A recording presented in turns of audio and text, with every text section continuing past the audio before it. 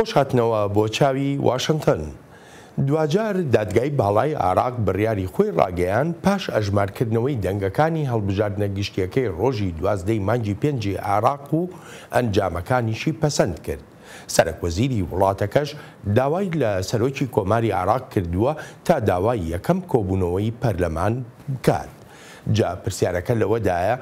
ئایا لێرە بەدواوە چەندی تری پێدەوێت تا لایەنە سیاسیەکانی عێراق بتوانن پێکەوە لە چوارچێوەی هاوپەیمانەتیەکانیاندا حکومەتی نوێی وڵاتەکەیان پێک بێنن. ئەڵبەتە نابێ ئەومان لەبیر بچێ پێکهێنانی حکومەتی نوێ لە قۆناغی پاش داعشدایە و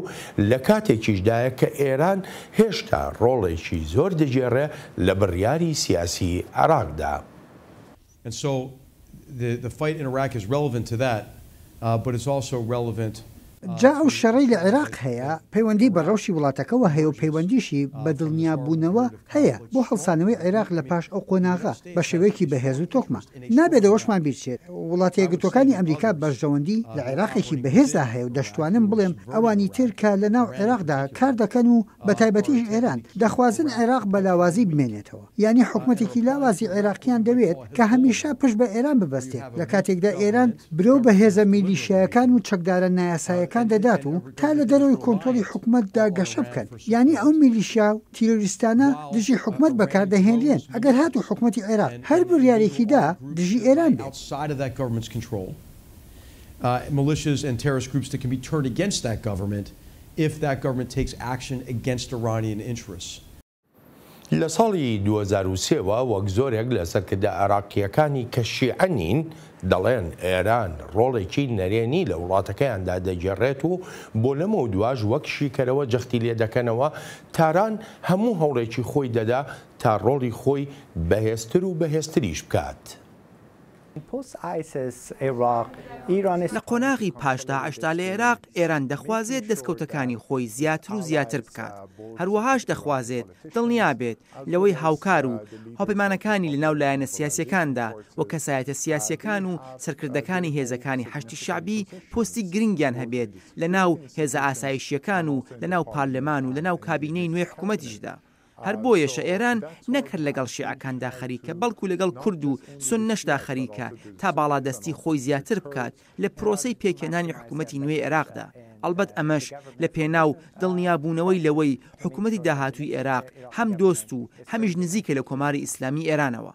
چاوی واشنگتن بۆ ئەم هەفتەیە میوانداری دکتۆر دەیڤد پۆڵاک ئەندامی باڵا لە نێوەندی واشنگتن دەکات بۆ سیاسەتی ڕۆژهەڵاتی نزیک. دکتۆر دەیڤد هەمیشە بە گرنگیەوە لە دۆسیەکانی ڕۆژهەڵاتی ناوەڕاست دەڕوانێت و لەوانە دۆسەی عێراق ئەمە بێلەوەی پێشتر پۆستی ڕاوێژکاری باڵای هەبووە لە وەزارەتی دەرەوەی وڵاتە یەکگرتووەکانی ئەمریکا. دکتۆر دەیڤد سەرەتا زۆر سوپاس دەکەم بۆ قبولکردنی میوانداریەکەمان. حەزی دەکەم یەکەم پرسیار ئەوەت لێ بکەم بەپێی سەرچاوەکانی هەواڵ لە بەغداوە ئاماژە بەوە دەکەن برێت مەگۆڕک نوێنەری وڵاتە یەکگرتووەکانی ئەمریکا هەروەهاش قاسم سلەیمانی بە نوێنەرایەتی کۆماری ئیسلامی ئێران هەردووکیان لە عێراقن. هەردووکیان لە هەوڵی ئەوەدان کە گەورەترین فراکسیۆنی پەرلەمانی پێک بێنن. جا پرسیارەکەم لە تۆ ئەوەیە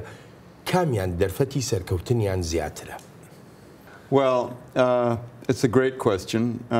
Most people, I think, would say that Iran has more influence,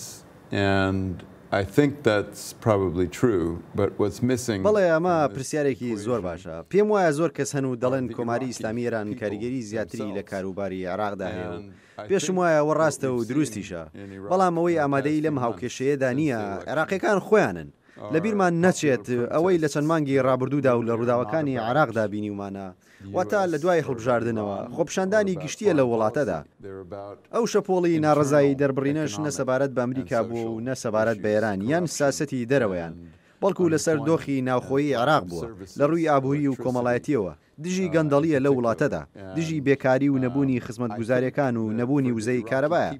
پێم وایە ئەوەی عێراقیەکان دەیانەوێت حکوومەتێکە بتوانێت سیستەمێکی بێگرێ و خەوش و دوور لە گەندەڵی بێت و سیستەمێکی دیموکرات بێت کە بتوانێت خواست و داواکان و ئەوەی خەڵک پێویستێتی جێبەجێ بکات. هەر بۆیە پێناچێت خەڵک لە عێراق کاریگەری و دەستی هەبوونی ئێران یان ئەمریکەکانی بەلاوە گرنگ بێت لەناو ئەو حکوومەتەیاندا. شتە گرنگەکە لێرەدا بەلایەنەوە ئەوەیە حکوومەت خزمەتگوزاری و پێداویستەکانیان بۆ داوین بکات. جا بۆیە من دەڵێم مەگەر لایەنێکی سیاسی عێراق بێت یان ژمارەیەک لایەن هەبن یانیش هاوپەیمانەتیەک هەبن بتوانن خەڵک لە وڵاتەدا دڵنیا بکەنەوە بۆی کە خزمەتی بەرژەوەندیەکانیان دەکەن ئەوە بێ هیچ گومانێک ئەوە زۆر گرنگتر دەبێت بە بەراورد لەگەڵ دەست هەبوونی یان کاریگەریەکانی ئەمریکا و ئێران لەسەر حکوومەتەکەیان. Than either Iranian influence or American influence on the government. ئەمریکا جەنابەت باسی کرد زۆر ڕاستە هەر ئەوەشە کە وای کردووە ببێتە هەندێک بۆ خۆپیشاندەرانی عێراقی لە ناوچە جیاجیەکاندا. بەڵام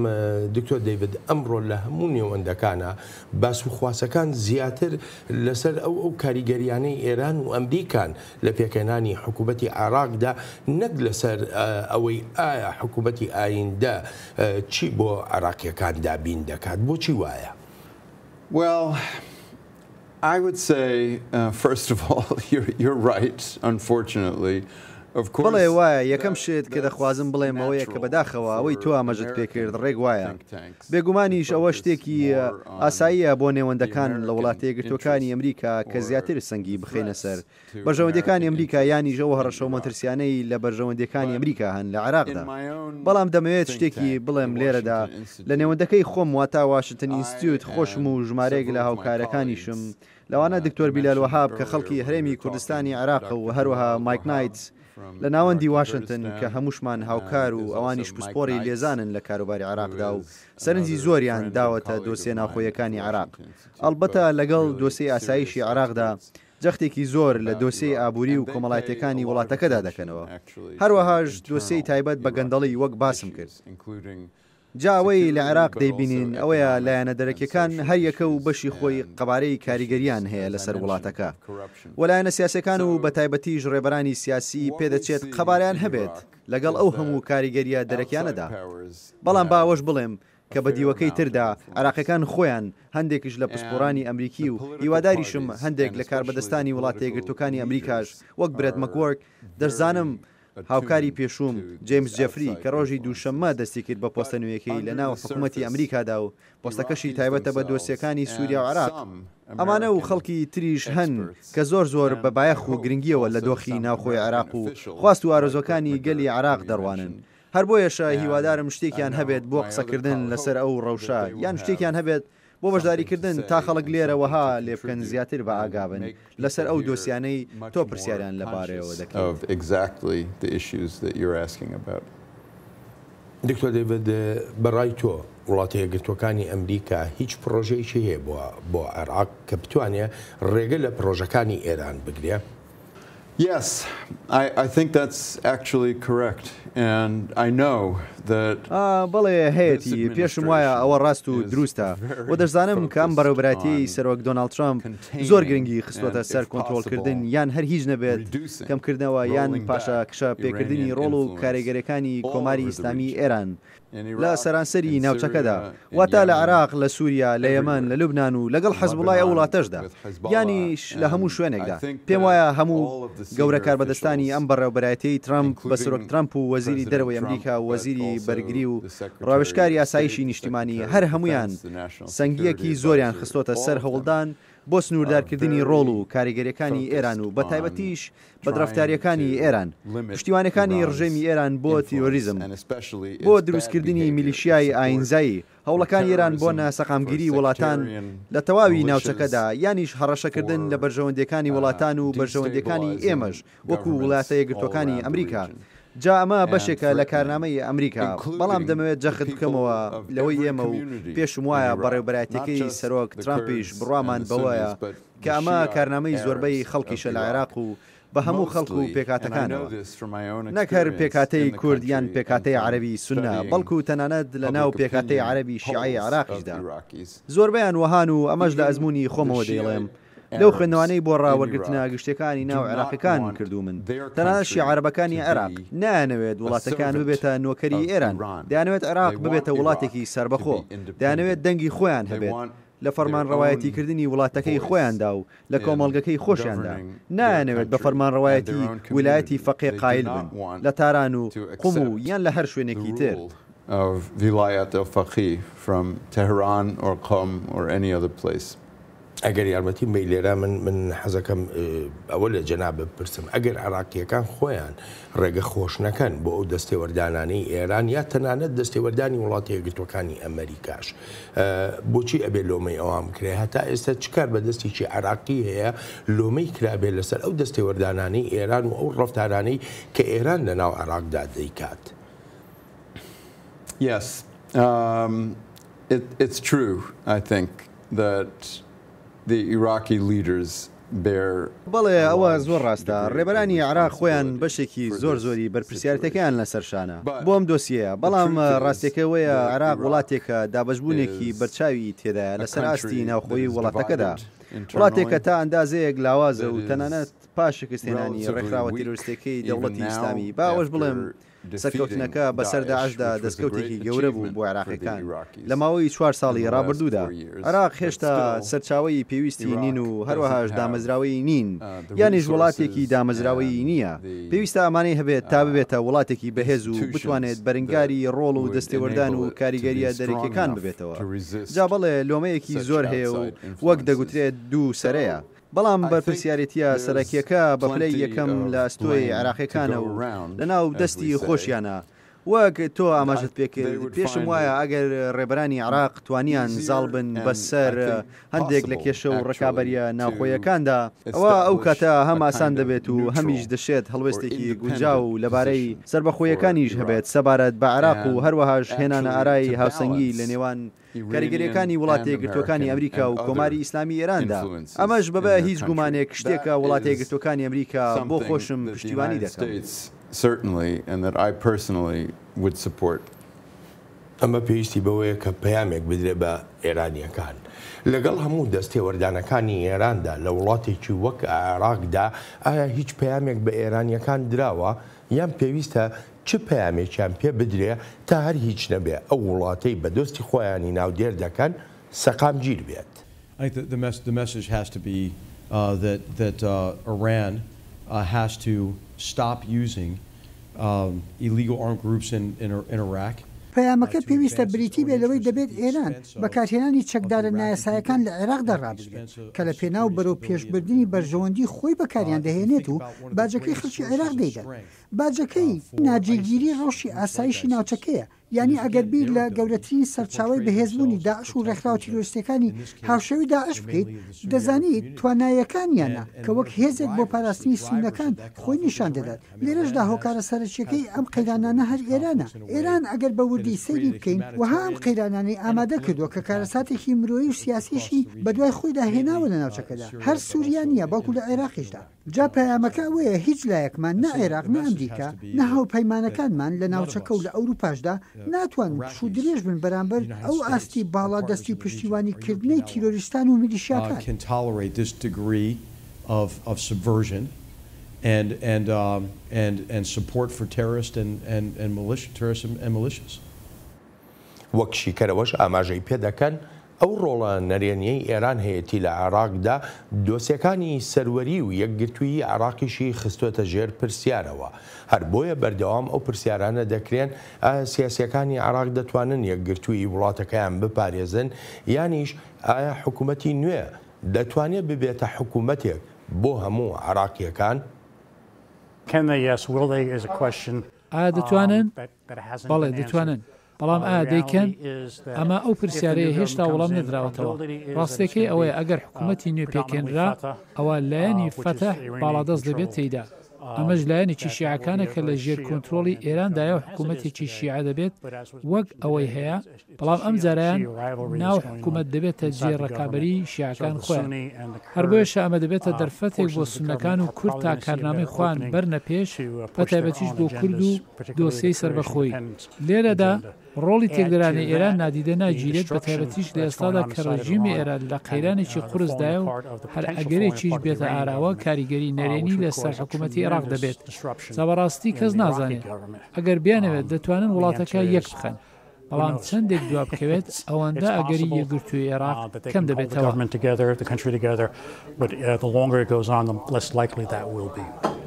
دکتۆر دەیڤد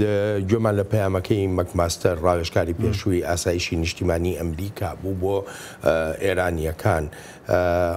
با لێەوە ئەو پرسیارە بکەم ئەو سزانەی کە ئێستا سەپێنراونەتە سەر ئێران ئایا بەشێکە لەو پەیامە بۆ سنووردارکردنی ڕۆڵی ئێران لە عێراقدا؟ Yes, I think it is. I think the sanctions are intended to weaken the Iranian government and to make it بەڵێ ڕێک وایە پێم وایە سزاکان بە ئامانج و مەبەستی لاوازکردنی حکوومەتی کۆماری ئیسلامی ئێران و ڕوبەڕووبوونەوەیەتی لەگەڵ زۆر بژاردەی قورس و سەختدا سەبارەت بە چۆنیەتی بەڕێوەبردننی سیاسەتی دەرەوەی خۆی لەوانە عێراقش و هەروە چەندێک وابەستە بێت بە خەڵکی وڵاتی خۆیەوە و خۆی بۆ تەرخان بکات بەڵام زۆر بە ڕاستگۆیی بیڵێم پێم وانییە سزاکان بەس بن تا حکوومەتی کۆماری ئیسلامی ئێران لە دەستێوەردانی بکشێتەوە لە عێراق و لە سووریا و لە لوبنان و لە یەمەن و لە شوێنەکانی تریشدا چونکە بە بڕوای من ئایەتوڵڵا عەلی خامەنایی ڕابەری شۆڕشی ئیسلامی ئێران بۆ خۆی وتوێتی کەم دۆسیانە لە ڕیزبەندی هەرە سەرەکیدان بۆ کۆماری ئیسلامی ئێران ئەمە لەلایەکی تریشەوە کێشە ئابوووریەکانی ناوخۆی ئێران لەلایەن ڕژێمی ئێرانەوە خراونەتە ئەستۆی وڵاتانی ترەوە نەک هەڵە گەورەکانی خۆیان یان بژارە خراپەکانی خۆیان جابۆیە نیگەرانیم هەن لەسەر بەرەنجامەکانی ئەو سزایانە بەڵێ سزاکان فشار دەخەنە سەر ئێران و کۆماری ئیسلامی لاواز دەکەن و بەبێ هیچ گومانێکی شکاریگەری نەرێنی لەسەر ئابووری ئێران دەبن بەڵام پێم وانییە هەر هیچ نەبێت لە مەودایەکی نزیکدا ئامانجێکی ئەو تۆیان هەبێت سەبارەت بە گۆڕانکاری لە سیاسەتی دەرەوەی کۆماری ئیسلامی ئێراندا ئەوەی هەمومان دەخوازین بیبینین ئەوەی زیاتر عێراقیەکانیش دەخوازن بیبینن جابەوەی زیاتر کاریگەر بن ئەوە پێویستمان بە زۆر شت دەبن نەک هەر گرتنەبەری میکانیزم یان ڕێوشوێنێکی ئابووری بەڵکو میکانیزم و ڕێوشوێنی ئاسایشی و سیاسیشمان پێویستن ئەلبەتە بەلایانی کەم بە بڕوای خۆم عێراقیەکان پێویستیان بە دۆزینەوەی ڕێگەیەکە بۆ کەمکردنەوەی کاریگەریە سیاسەکانی هێزەکانی حەشدی شعبی میلیشیا شیعەکانی ناو عێراق کە سۆربەیان لە خزمەتی بەرژەوەندیەکانی کۆماری ئیسلامی ئێراندا نەکگەلی عێراق بە مەخابنەوە مەدەڵێم هەر بۆیە شامڕۆ هەزاران چەکداری ئەو هێزانەی حەشدی شعبی دەبینیت لە سووریادا و شەڕ دەکەن کە هیچ پەیوەندیەکی نییە بە بەرژەوەندی عێراق خۆیەوە مەخابن هەمووی پەیوەندی بە کارنامەی سیاسەتی دەرەوەی کۆماری ئیسلامی ئێرانەوە هەیە. Sadly, with Iranian foreign policy agendas. ئەگەر ئەو ڕۆڵەی حەشدی شعبی سنووردار بکرێ و خۆشە باسی کرد ئەبێ عێراقیەکان خۆیان بیکەن ڕێبەرانی عێراق حەشدی شعبی کە دروست بوو بیانوەهرە گەورەکە شەڕی داعش بوو ئێستا وا دابنین ئەم حەشدە هەڵدەوەشێنرێتەوە لە کاتێکا کە کردویانە بە بەشێک لە لەشکری عێراقیش ینی ئەگەرێکی زۆر دوورە هەڵوەشانەوەی بەڵام چێ دەیکا لە عێراقدا یاروکو لە پرسیارەکەی پێشوشە ئاماژەمان پێکرد عێراقیەکان خۆیانن دەرفەتیان ڕەخساندووە بۆ ئێران ئەو ڕۆڵەی هەبێ. Yeah, well, as your question suggests, if I may say this, there's بەڵێ ڕێک وایە وەک لە پرسیارەکەشتدا ئاماژە پێکردنیەکی چێدایە ئەگەر بتوانم بڵێم لێرەدا هەمیشە بەڵامێک هەیە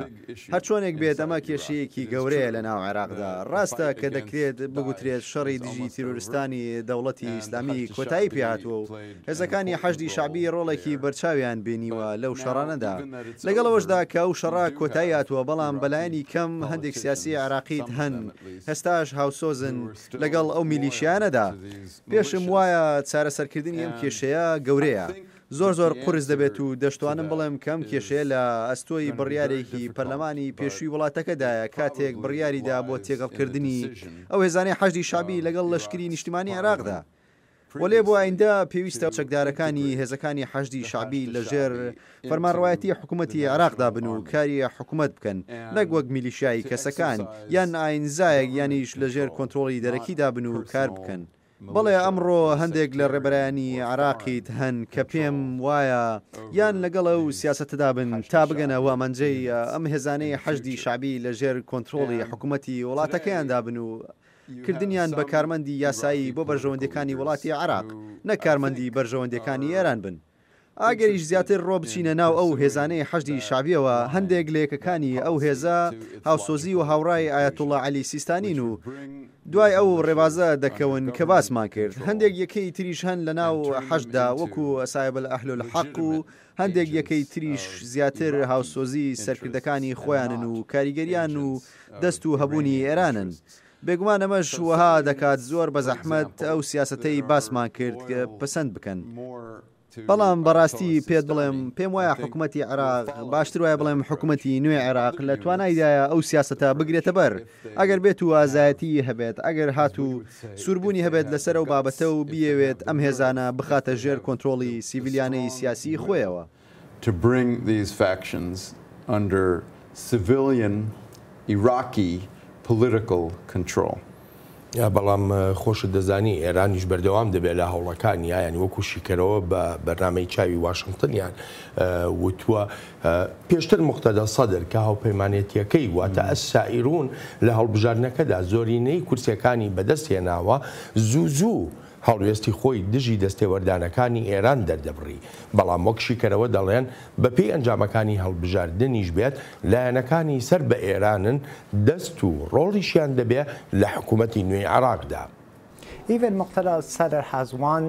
لەگەڵ ئەوەشدا کە مقتەدا ئەلسەدر لە هەڵبژاردندا زۆرترایەتی بەدەستهێناوە بەڵام ناتوانێت تەنها خۆی وەک هاوپەیمانیەتی سائیرون حکوومەتی نوێ پێک بهێنێت و ناچارە هاوپەیمانیەتی فرەلایەنە دروست بکات بە بەشداری ئەوانش هاوپەیمانە نزیکەکانی کۆماری ئیسلامی ئێرانن. جا بەڕاستی بڵێم هەر چەندێک سیاسەتکردن و دانوستاندن بەردەوام بێت بۆ پێکهێنانی حکوومەتی نوێی عێراق هیچ ناگۆڕێت و لەو حکوومەتە نوێیەدا هاوپەیمانەکان و دۆستەکانی کۆماری ئیسلامی ئێران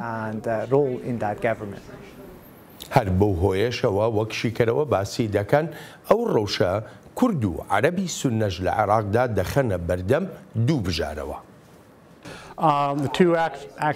دووشت هەن دەتوانن تاوتۆی بکەن. یەکیان سوالکردنە ینی لەگەڵ حکوومەتدا بنیشن و چەندێک بتوانن شتیان لە حکوومەت دەست بکەوێت یانیش ئەوەی ببنە تێکدەری ئەو حکوومەتە. زاگەر سەیری لایەنەکانی سونە و کوردیش بکەین دەبینین قەواری خوان هەیە وەک نوێنەرایەتیکردن لە پەرلەماندا و ئەگەریش حکوومەت پێکێنرا لەگەڵ ئۆپۆزیسیۆنێکی ڕاستەقینەدا کە پێشتر نەبووە ئەوا دەتوانن ببنە سەرێشەیەکی گەورە بۆ ئەو حکوومەتەوە ئەمەش دەبێتە مایە ئەوەی چیان دەوێت و دەیخوازن بەدەستی بێنن یانیش دەتوانن بە تەواوەتی بەغدا فرامۆش بکەن و بە تایبەتیش بۆ کورد دەتوانێت هەرچیەکی دەوێت بیکات. دکتۆر دەیڤد بەڕای تۆ دەکرێت هادی العامری و لایەنەکەی یا ئەبوو مەهدی المهندس و گروپەکانی خۆیان ئەمانە دوور بخرێنەوە لە پێکهاتەی حکوومەتی عێراق و ڕێگە نەدرێ ینی ئەو ڕۆڵە ببینن کە ڕۆڵی ئێران لە عێراقا زیاد بکەن. I think there's a possibility, but it's difficult, honestly. بەڵێ بەڕاستی پێم وایە شیانی هەیە بەڵام بەڕاستی پێتی بڵێم ماسان نییە و قورسە بەر لە تۆمارکردنیان بەرنمەیە. مقتەدا ئەلسەدر باسی لە پێکهێنانی هاوپەیمانەتی دەکرد لەگەڵ لایەنەکانی تردا کە ئەو هێزانەی حەشدی شعبی ئەوانەی لە ژێر کۆنتترۆڵ و دەسەڵاتێکی زۆری کۆماری ئیسلامی ئێراندان لە پەراوێز دەنێت. هەرچۆنێک بێت مقتەدا سەدر لە وتوێژدا لەگەڵ حیدەر عەبادی و ئەوانی تریشدا کە زیاتر بیر و باوەڕێکی نیشتیمانیانیان هەیە و هەوڵی دوورخستنەوەی هەندێک لەو کەسانە دەدەن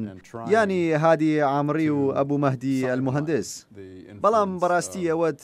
پێ بڵێم ئەو سەرکردانەی حەشت دەتوانن کێشەیەکی زۆر بنێنەوە و بەڕاستیش دەگاتە ئاستی هەبوونی کێشەی تونند و تیژامێز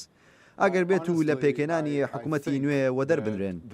جا بەڕوانینی خۆم باشترین شتێک ئەوەیە هەوڵی پێکهێنانی حکوومەتێکی زۆر فرالایەن بدرێت و لایەنە جیاوازەکان تێیدا بەشدار بن و تەنانەت ئەوانش کە زۆر سەر بە ئێرانن. بەڵام هەوڵ بدرێت لە ژێر باری هەندێک کۆت و بەندا بن و چونکە دەبنە بەشێک لەو هاوپەیمانەتیە بەرفراوانەی حکوومەتی نوێ پێک دەهێنرێت. ئەگەریش گەیشتینە ئەو ڕەوشەی دوو بەرەمان هەبێت بەرەی سەر بە ئێران و بەرەی دژ بە کاریگەریەکانی ئێران و یەکێکیان لە ناو کابینەی حکوومەتی نوێدا بێت و ئەوەی تریشیان لە دەرەوەی حکوومەت ئەوە پێم وایە دەبێتە هۆکارێک بۆ هاتنە ئارای کێشە و ئاڵۆزی زیاتر لە ناو عێراقدا جا ئەوەی ئێمە دەیخوازین و چاومان لەسەرێتی و هەرچەندەش دەزانم قورسە و ئاسان نییە ئەوەیە خواست هەبێت بۆ لە بەردانەوەندنکردن خواستە بێت بۆ دۆزینەوەی چارەسەری مامناوەندی چارەسەریەکی گونجاوی مامناوەند بە تایبەتیش بۆ هەندێک لەو دۆسیە و کێشە سەختانەی هەن پێم وایە ناتوانرێت پشت بە و جۆرە هەڵوێستانە ببەسترێت کە زۆر ڕوون و ئاشکران خەڵک بە مقتەدا ئەلسەدریشەوە خەڵکێکی تریش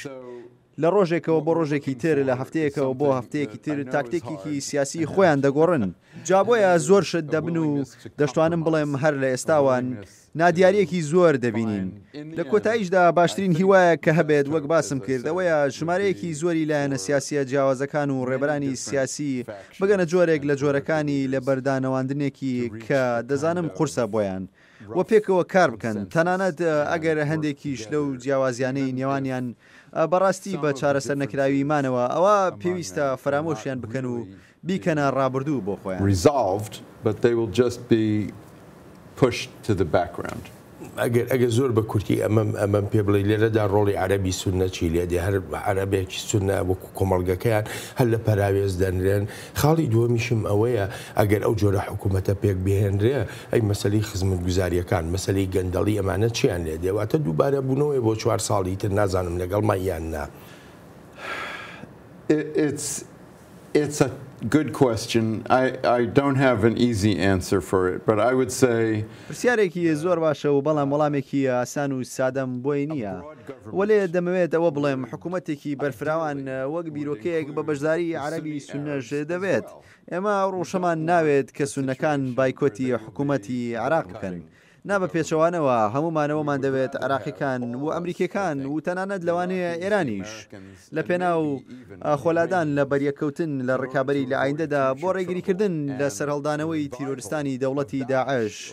پێمان باشترە سوننەکان بەشداریان پێ بکرێت لە حکوومەتی نوێی وڵاتدا و نەک دوور بخرێنەوە ئەمەش بڕیارێکە دەبێت عەرەبی سوننە بیدات بەڵام وەک دەبینی سوننەکان دابەشبوونێکی هەر زۆریان تێدایە لە ناو خۆیاندا و تەنانەت ڕێبەرێکی بەهێز و خاوەن دەسەڵاتیشیان نییە و ئەلبەت ئەمەش دۆخەکەی بۆ قورستر کردوون تا بگەرنە ڕێکەوتنێک ئەگەریش بگەنە ئەوها ڕێکەوتنێک ئەوە بێگومان بەڕوانینی من هەنگاوێکی بەرەو پێشچوونە و پێشم وایە ئەو هەنگاوە وەها دەکات حکوومەتی عێراق زیاتر ناچار بکات لەسەر پێویستی دابینکردنی خزمەتگوزاریەکان بۆ هەر هەموو دانیشتوانی لە عێراقدا و بۆ کورد و عەرەبی سوننە و عەرەبە شیعەکان و تەنانەت کەمانەتیەکانیش بۆ هەموو وڵاتەکە و هیواداریشم وەها بێت minorities for the country as a whole. I hope so. بە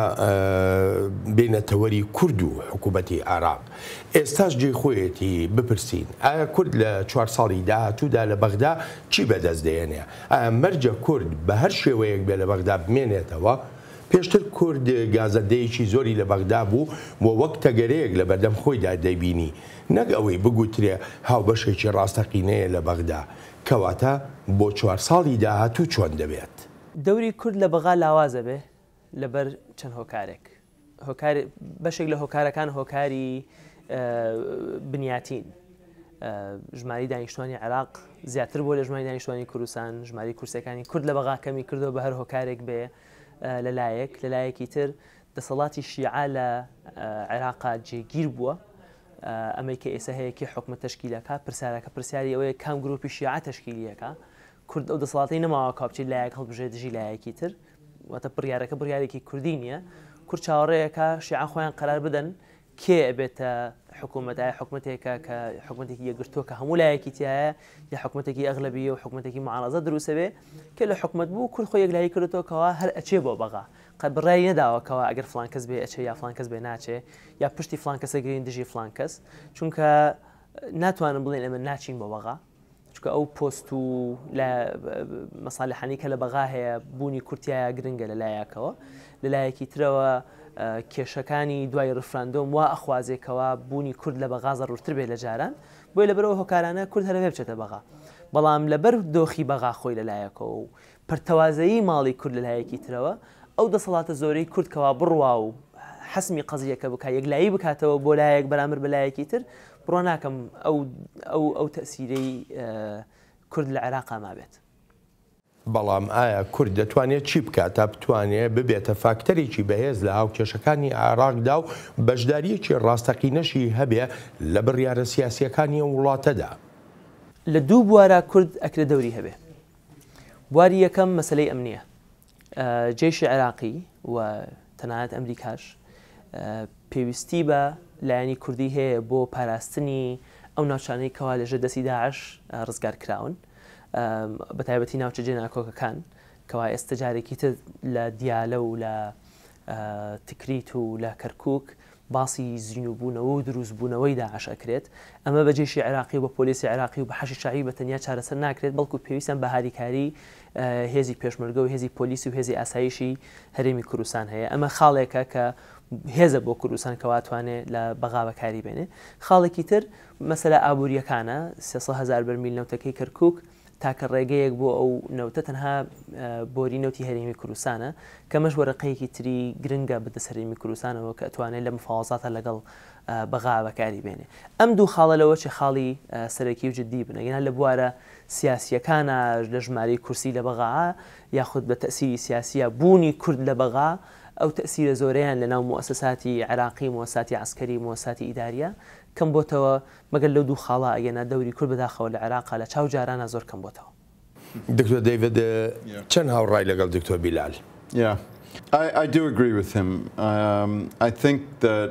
the Kurds, unfortunately, in my personal... بەڵێ هەوڕام لەگەڵ دکتۆر بیلالدا و پێشم وایە بەداخەوە کوردی عێراق بە پێڕوانینی خۆم لە ماوەی ڕابردوودا لە هەموو کاتێک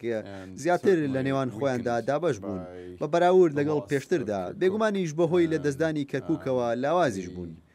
بەگشتیش وەک بەرەنجامی ڕێفراندۆمەکەی مانگی نوێی ساڵی 2017 ئەمانە بێ لەوەی کورد لە عێراق پشتیوانێکی ئەو تۆی دەرەکی نییە تا بتوانێت هەڵوێست و پێداگیری بەهێزی هەبێت لە ناو عێراقدا. وڵاتە یەکگرتوەکانی ئەمریکا هەرچەندە کە خۆی بە دۆستی کورد دەزانێت و لە عێراق و تەنانەت لە سووریاشدا بەڵام ئەوەشی نیشانداوە کە ڕاستەخۆ دەستێوەردان ناکات تا ئەم دۆسیە و کێشانەی بۆ چارەسەر بکات وەکو کێشەی ناوچە جێناکۆکەکان و کێشەکانی تریش. جا بەڵێ وایە کورد باڵادەستیەکی کەمتری هەیە. بە پێویستی دەزانم ئەوش بڵێم کە جارێکی تریش هاوڕای دکتۆر بیلالم لەوەی کورد هەندێک یان تا ئەندازەیەک باڵادەستی هەیە دەتوانێت لە بەرژەوەندی خۆی بەکاری بهێنێت ئەوە پێویستە لە ناو خودی هەرێمی کوردستانی عێراقەوە نیشانی بدات. خواستێکەیە لە ناو کووردا بۆ یەک ڕیزی هەموو هێزە سیاسەکانی هەرێمی کوردستان واتە پارتی دیموکراتی کوردستان و یەکێتی نیشتیمانی کوردستان کەسایەتیەکان و یان لە نەسیاسەکانی تریش وەک گۆڕان و ئەوانی تریش. ئەگەر کورد بتوانێت لە ناو خۆیدا لە ناو هەرێمی کوردستانی عێراقدا زیاتری یەکگرتو بێت ئەوە بەبێ هیچ گومانێک باڵادەستیەکی زیاتری دەبێت لە دانوستانەکاندا بۆ پێکهێنانی حکومەتی نوێی عێراق و هەروەهاش لە ئایندەدا باڵادەستێکی باشتری دەبێت لە سیاسەتەکانی بەغدادا.